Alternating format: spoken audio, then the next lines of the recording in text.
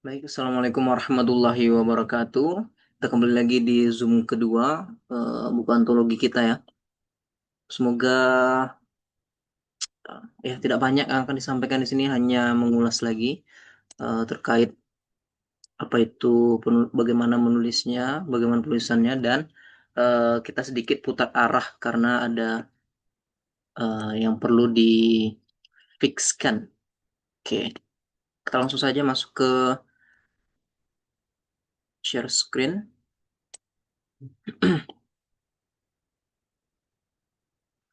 Nah, baik. Nah, mengingatkan kembali ya, proyek menulis antologi buku ini berjudul Muda-Mudi Berprestasi Menginspirasi di Luar Kampus. Nah, awalnya kita berencana untuk membatasi di lingkup putra-putri kampus saja, tetapi berhubung yang lanjut cuman kita berempat ya, jadi kita luaskan cakupannya sesuai dengan tema itu menginspirasi di luar kampus.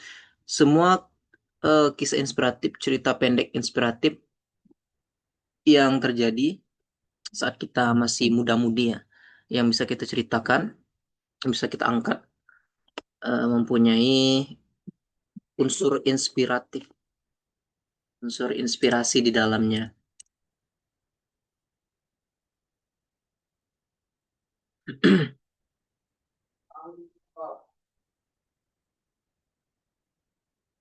Abang lagi zoom, abang lagi zoom. Oke, sorry, iklan. Nah, secara umum pengertian antologi ialah buku yang berisi kumpulan karya sastra yang sejenis. Nah, bisa berupa sastra esai, puisi ataupun cerpen. Kita ambil yang cerpen.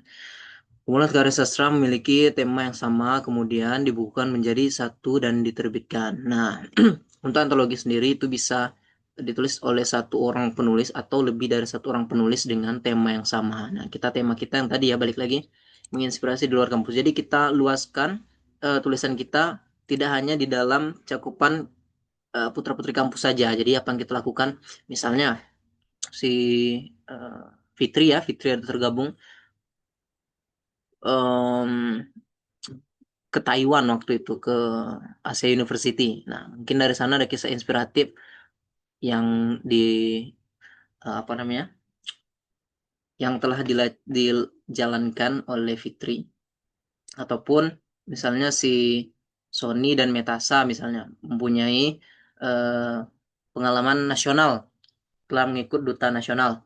Terus kemudian si April, nah April banyak misalnya lomba keluar Bengkulu dan lain-lain, menang dan lain-lain sebagainya. Nah, jadi kita buat cerpen yang cakupannya lebih luas dari target awal kemarin. Karena kemarin itu kan ada belasan itu, belasan, berapa belas ya? Karena ditargetkan dari belasan orang itu tercapailah eh, batas minimal pengumpulan naskah ke penerbit. Nah, sedikit informasi untuk penerbit itu naskah minimalnya 60 A4, 60 halaman A4. Nah, karena kita cuma berempat, paling cuma berapa itu. Jadi kita tambah lagi. Cerpennya kita bikin beberapa buah cerpen per orang dan kisahnya kita luaskan. Jadi seperti itu. Nah, ini beberapa pengertian cerpen ya. Sebetulnya cerpen itu, oh, sorry, menurut KBBI, nah ini bisa dibaca sendiri.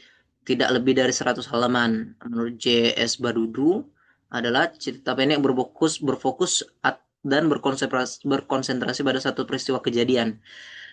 Pada peristiwa kejadian tersebut hanya mengisahkan satu tokoh saja. Nah, jadi di hari awal dari pengenalan, siapa yang ingin kita ceritakan? Apakah diri kita sendiri atau orang lain yang kita rasa perlu kita ceritakan?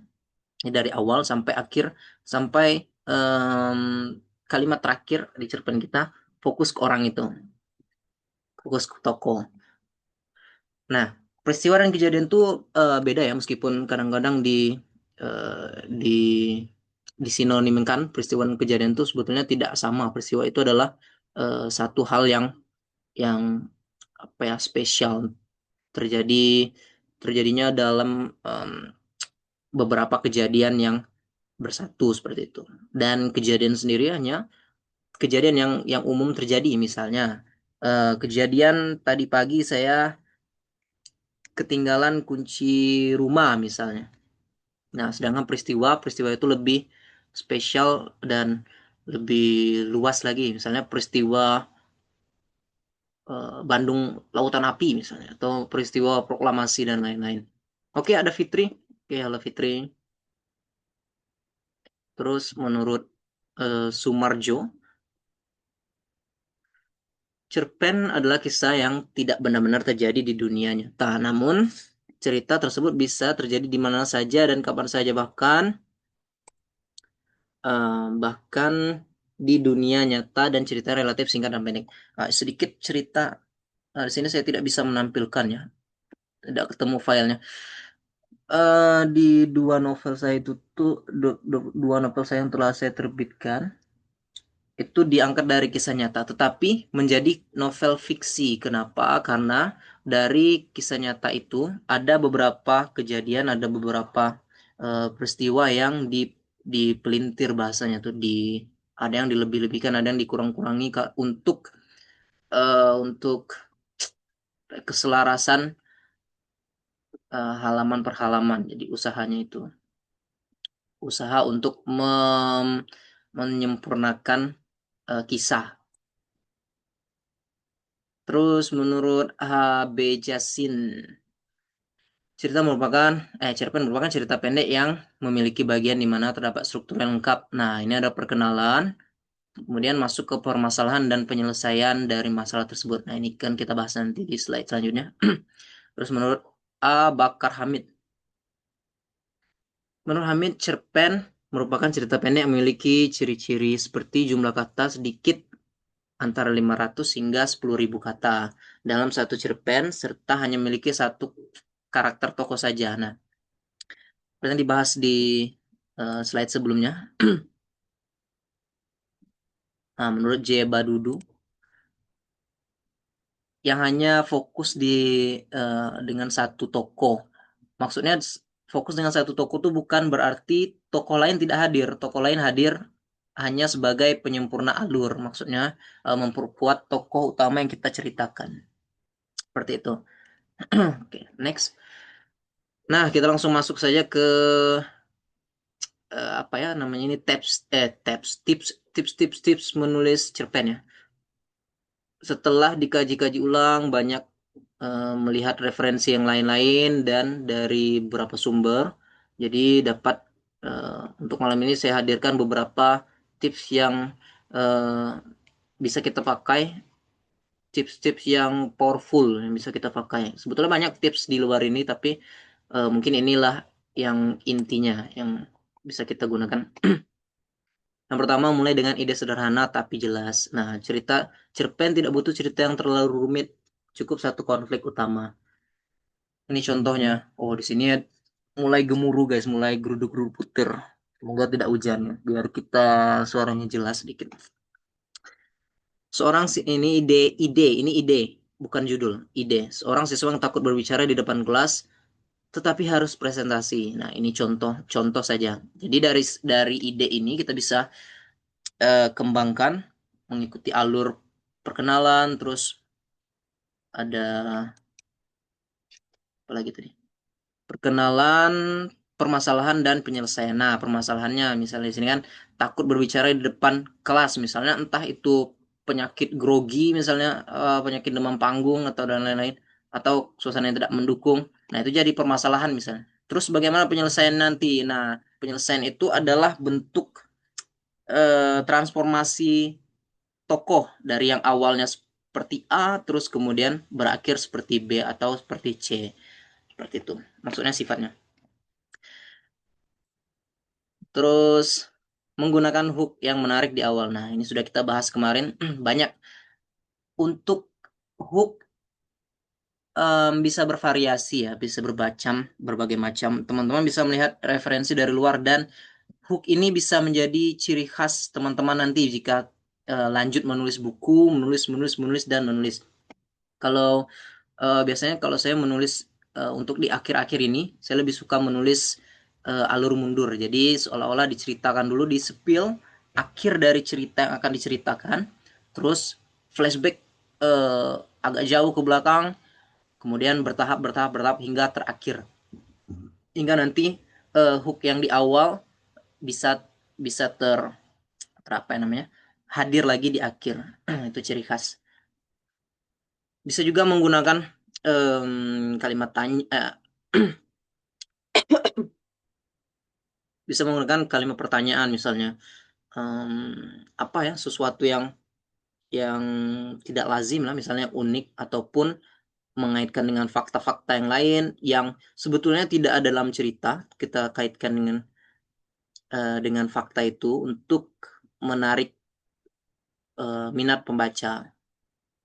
Nah, kalimat pertama harus membuat pembaca penasaran. Nah, bagaimana kita tidak menampilkan apa yang ingin kita sampaikan secara eksplisit di awal paragraf, terlebih di awal kalimat. Jadi pembaca tidak langsung tahu apa yang ingin kita sampaikan. Jadi perlahan, step by step.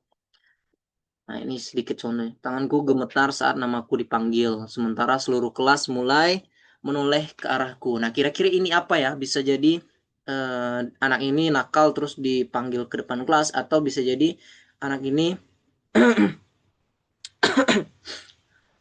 anak ini apa namanya, mendapat juara misalnya, dipanggil ke depan kelas, sedangkan teman-teman yang lainnya menoleh ke arahnya. Nah, jadi kita tidak menyampaikan isi utama atau pesan utama yang akan kita sampaikan itu di awal. Jadi pembaca bisa menebak-nebak. Jadi kira-kira apa ya? Apakah ini? Apakah ini? Terus kemudian gunakan teknik show dan don't tell. Nah, sudah kita bahas juga kemarin ya. Hindari langsung mengatakan aku menginspirasi.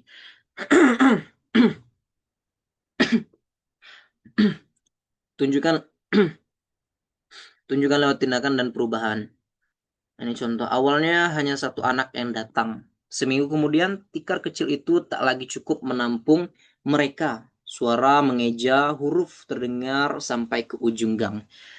Nah, dari sini pembaca bisa menyimpulkan, oh ternyata dari yang awalnya hanya sedikit anak, misalnya hanya satu atau dua, hanya satu ya, satu. Terus kemudian bertambah hingga alas tempat mereka duduk tuh penuh, seakan-akan kelas yang diajarkan itu sudah penuh oleh anak, karena anaknya bisa jadi terinspirasi, termotivasi, ataupun gurunya yang luar biasa. Oh ya, sorry, ini beberapa contohnya saya ambil dengan tema mengajar karena paling relevan dengan kehidupan sehari-hari yang saya lakukan. Jadi coba saya masukkan di sini karena relate. Teman-teman bisa sesuaikan dengan apa yang ingin teman-teman ceritakan nanti. Kemudian gunakan detail konkret. Nah, detail kecil membuat cerita lebih hidup dan nyata. Kadang-kadang apa ya? Beberapa penulis itu seringkali menyelipkan pesan-pesan detail yang tidak apa ya? Yang kasat mata. Contohnya seperti ini.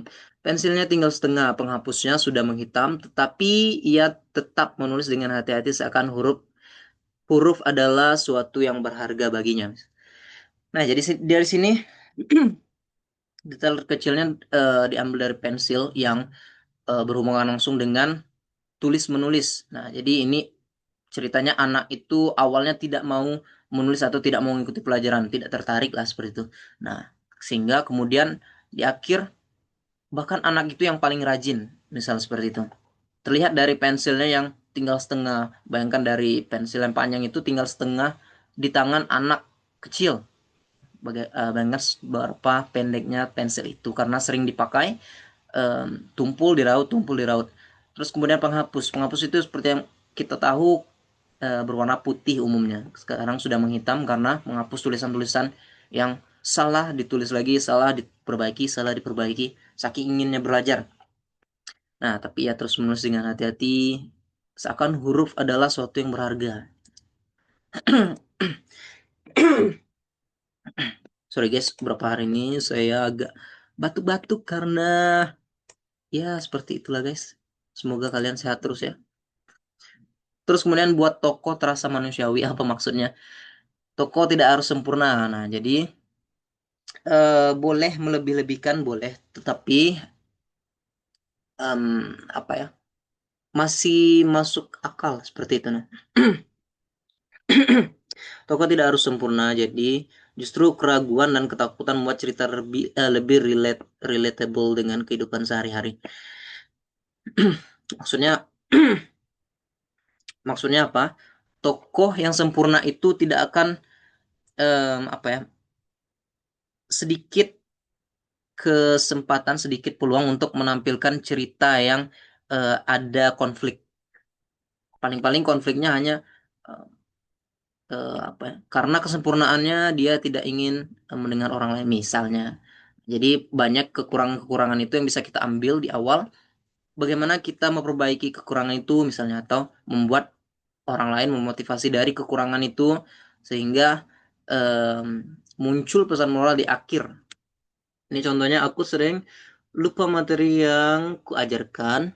Kadang aku lebih gugup dari mereka, murid maksudnya. Tapi setiap kali mereka datang lagi keesokan hari, aku merasa harus mencoba sekali lagi dan lagi dan lagi dan lagi seperti itu.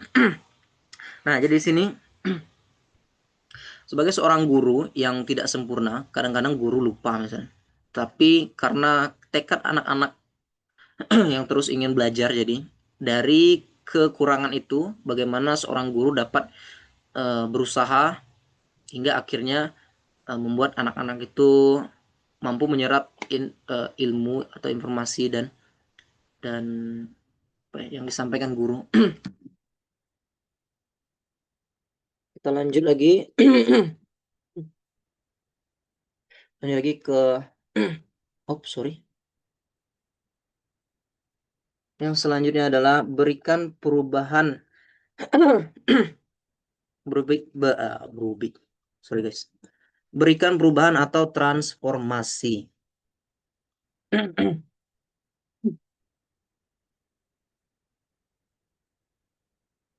Oke, sebentar lagi loading. Hmm,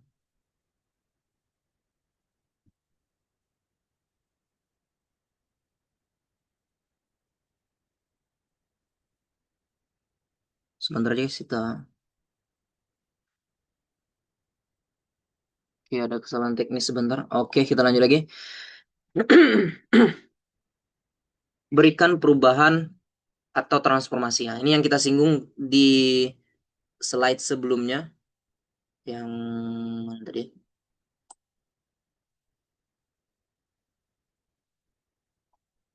Keren don't show.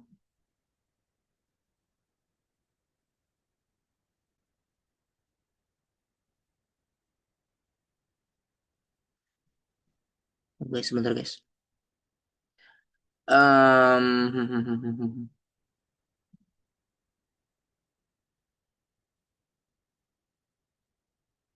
Bentar guys, kok hilang guys? Oke, kita next saja. Berikan perubahan atau transformasi. Pastikan ada perkembangan baik pada tokoh utama maupun orang di sekitarnya. Maksudnya itu tokoh pendukung atau lingkungan sekitar. Ini contohnya, kini aku tidak lagi datang hanya untuk mengajar. Aku datang karena mereka menungguku. Dan tanpa kusadari aku juga menunggu mereka. Terkadang apa ya? Apa yang disampaikan penulis itu tidak tidak apa? Tidak mampu dibaca oleh pembaca. Bisa jadi karena bisa jadi karena tipe penulisan dari penulis itu sedikit apa ya, tidak to the point, yang dalam artian berbelit-belit. Maksudnya berbelit-belit itu tidak langsung ke maknanya, dia menyirat-nyiratkan makna sehingga sedikit terasa berat untuk pembaca. Eh, sorry guys. Nah, yang penting eh dari sini teman-teman menangkap perubahan, artinya dari awal bagaimana tokoh utama sekali lagi bisa menjadi diri kita sendiri, atau bisa juga orang yang ingin kita ceritakan. Bisa menggunakan sudut pandang orang pertama, sudut pandang kita, atau sudut pandang orang ketiga. Kita menceritakan seseorang. Entah itu kita menceritakan diri kita sendiri atau kita menceritakan orang lain. Seperti itu.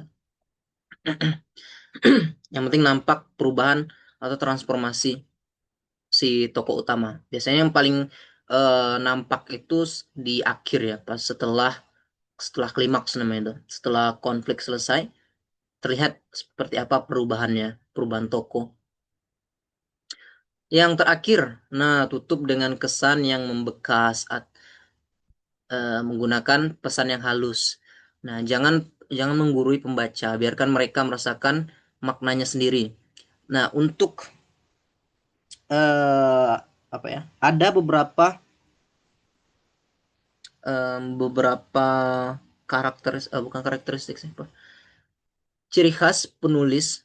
Ada yang meletakkan pesan moral atau penutup itu secara eksplisit, secara gamblang ya. Jadi diceritakannya dari sini atau dari kejadian ini kita dapat simpulkan bla bla bla bla bla bla bla. Nah, sedangkan ada juga yang tidak menutup cerita dengan paragraf seperti itu. Jadi dia biarkan saja, habis ya sudah habis. Ada beberapa referensi yang saya kirimkan di grup itu, boleh teman-teman lihat. Ada beberapa cerpen yang dia ceritakan, terus di akhirnya itu sudah habis cerita, sudah habis, tidak ditambahkan paragraf penutup, tidak ditambahkan pesan moral dan lain-lain. Jadi pembaca menangkap pesan moral dari keseluruhan cerita. Jadi menerka-nerka gitu. Menerka-nerka, membaca sendiri lah. Mengartikan sendiri. Nah, kedua-duanya tidak salah, kedua-duanya boleh. Jadi bisa teman-teman pilih. Ini contohnya, kini aku tidak lagi datang hanya untuk mengajar, aku datang karena mereka menunggu dan tanpa sadar aku juga menunggu mereka. Sama ini ya. Oh, ini belum diperbaiki berarti guys. Nah, jadi seperti itulah tips and tricks tips and tricks yang dapat saya sampaikan, karena ini tidak lama waktunya, cuman 30 menit dan sebentar lagi sudah habis. Dan ini adalah alur atau roadmap kita. Pertama, penulisan naskah, dan berhubung kita sedikit putar arah, jadi penulisan naskah kita saya sampaikan lagi ya, sampaikan ulang. Kita tulis satu orang beberapa cerpen singkat saja, 3 sampai 5 halaman, untuk menutupi minimal buku yang bisa diterima oleh penerbit, yaitu 60 halaman A4 minimal. Nah, jadi kita berempat kira-kira berapa ya, mungkin kalau mampu mungkin 3 sampai 5 cerpen mungkin untuk satu orang penulis. Dan saya tetap menulis sesuai dengan banyak yang dibutuhkannya. Teman-teman juga. Oh, ini ada chat. Oke. Ngomong di grup. Minumlah buku. Sorry. baru baca Eko chat. Sorry. Oh, yang ngapa tidak ngomong di grup karena apa dak? Ada orang yang tipenya itu harus mengingatkan, ada juga yang sudah diingatkan, mungkin diraso untuk diraso teman-teman sudah ingat. Jadi, dan juga karena ini tidak memaksa, sistemnya tidak memaksa, jadi siapa yang bisa aja hadir, tidak apa-apa juga sih. Sorry. Mungkin next bisa dikabari dulu ya, 5 menit sebelum. Nah, kita lanjut lagi. Nulis naskah sudah, terus sudah nulis naskah, kita initial review. Nah, untuk penulisan naskah, karena minggu depan minggu iko gitu lebaran dak, Masya Allah, mohon maaf lahir dan batin guys, semua guys, maaf kalau ada salah. Nah, jadi untuk kita perpanjang sampai 2 minggu di bulan April. Nah, jadi minggu kedua April sudah selesai tulisannya, tetap dibimbing tetap. Terus kita masuk ke initial review 1 minggu. Jadi di minggu ketiga April tuh initial review. Initial review tuh kita sendiri yang review. Mungkin lah Ambo yang saya yang review, atau mungkin bisa dibantu teman-teman untuk memperbaiki atau menyesuaikan sebelum kita kirim penerbit, biar tidak buruk nian, maksudnya mempermudah pekerjaan penerbit ya. Nah, jadi pas sudah selesai initial review dari kita kirim ke penerbit untuk di layout editing. Masuk layout editing itu sekitar, karena kita ambil yang paket yang bukan fast track, mungkin sekitar 1 bulan, mungkin 1 bulan sudah termasuk penerbit ISBN. Jadi penerbit itu mengirim ISBN ke Perpusnas. Dan untuk sedikit bocoran informasi, kalau buku fiksi itu lebih mudah terbit ISBN daripada buku non fiksi seperti buku ajar dan lain-lain. Nah, seperti itu. Setelah terbit ISBN baru kita cetak. Nah, targetnya cetak ini paling cepat bulan Mei, paling lambat kita targetkan bulan Juni, insya Allah sudah selesai buku kita. Dan satu orang dapat satu buku, satu sertifikat, dan dah itu aja sih, sertifikat dan buku. Kelak untuk harganya ada pembaruan lagi tadi tuh, kelak di share di grup. Nah, mungkin itu aja. Dan kita tutup dulu share screen. Nah, ada Caranya pertanyaan? boleh. Yo, Nah, kan kita kan nulis beberapa cerpen. Terus yap. itu untuk isi dalam cerpennya ceritanya berbeda-beda kah atau cak mana? Soalnya kan kegiatannya satu. Nah, tadi di awal sudah dijelaskan, mungkin belum masuk ya Fitri. Kita luaskan jadi Iya. di luar lingkup putra-putri kampus, karena kita cuma berempat kan, tidak mungkin kita ambil di putra-putri kampus saja. Di sedikit nih yang bisa menginspirasi pembaca. Jadi kita sesuai tema, kita muda-mudi berprestasi, menginspirasi di luar kampus. Nah, jadi apa kisah inspiratif kita di luar kampus? Tadi sudah di spill, di stitch di awal. Misalnya Cak Kau kan ke Taiwan misalnya. Hmm. Terus si Mm. Ahmad Sony dan Metasha ada pengalaman nasional, duta nasional misalnya, dan April juara juara lomba Mm. di luar misalnya gitu. Jadi bisa kita angkat dan Hmm. lain-lain seperti itu. Hmm. Dah tuh par apa namanya Yuk, kan untuk aku tuh masih bingung sih karena kan itu nulis cerpen. Cerpen tuh yuk. sebenarnya udah ada bagian-bagian dah sih. Iyo, i. Iya kan? Nah, ini kan langsung. Cak mana dah? Cak mana caranya kita ngebedakan yang mana yang bisa menjadi klimaksnya, yang mana yang bisa menjadi awalannya, yang mana yang bisa menjadi akhiran. Karena menurut Ambo, cerpen Ambo tuh akhirnya jelek. Cak tidak, wow, tidak cak cak, cak nah. Cak mana caranya? Nah, kalau untuk itu kita bikin Zoom di lain hari aja, dak. Oh, jadi boleh. Kamu sudah sedikit baca-baca yang ada di situ di antara kita berempat tuh. Untuk yang kita berlimo, dak, berlimo ya, berlimo. Untuk yang kau dan Hmm. April tuh itu lebih ke kalau dikembangkan lagi bisa jadi novel mini itu sebetulnya kalau bagian-bagian, karena di cerpen tuh tidak disebutkan Hmm. bagian-bagian gitu. Hmm.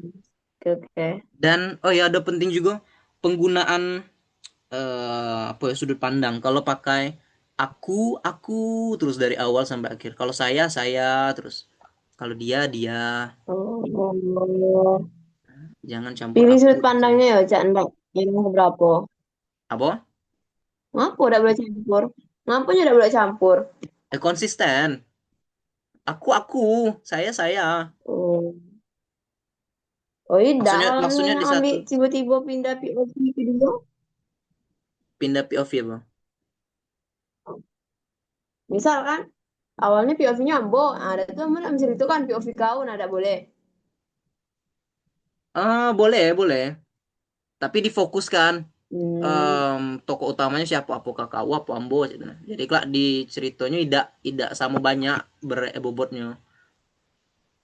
Oh, Cak tidak bingung, pembaca. Tidak juga, maksudnya harus jelas ya, tokoh tokoh utamanya harus jelas. Pakai sudut pandang satu, sudut pandang ketiga bebas sih sebetulnya. Ya, ya, ya, ya, ya, ya, ya. Nah, Satu cerpen berapa lembar? setidaknya tiga, dah tiga. Nya tuh sebetulnya yang Tiga di sini. mempengaruhi banyak lembarnya itu kata jumlah kata. Setidaknya Ambo dek bisa cara memberhentikan itu. Nah, cak mana cara memberhentikan kita menulis itu bibir? nah itu um, lah kita bikin aja dak zoomnya selanjut lagi dak sambil terus di Oh, iya ikut ya. di grup. Nah selain masalah penulisan ada lagi dak? Tidak ada. Nggak ada. Oke. Tutup ya. Tinggal 1 menit lagi. Terima kasih teman-teman yang sudah hadir. Terima kasih Fitri. Ya. Sampai ketemu lagi di Mm-mm. Zoom selanjutnya.